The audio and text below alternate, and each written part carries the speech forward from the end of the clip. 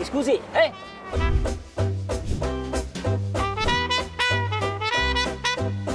sa quando parte il prossimo Vaporetto per Rialto? Ma mi scusi lei, ma basta guardare, ma proprio qui. Ma qui dove? Perché io non vedo niente. Mi sono accorto che lei non ci vede nulla. No, dico, ma almeno lo vede il cartello? Ah, cioè, quello sì, cioè, la sagoma, la riconosco. A posto, Seba, no? No, scusi, ma qui deve guardare qui in piccolo, dove scrivono in piccolo, vede? In piccolo.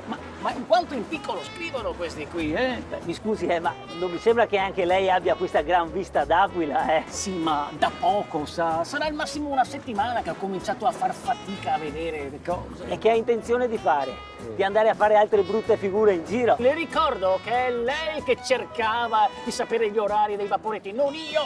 Cercava.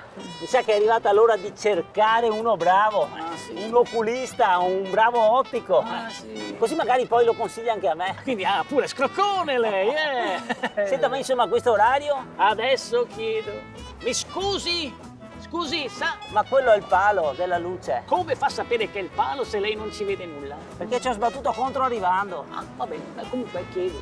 Mi scusi, lei lo sa l'orario del vaporetto? Sì.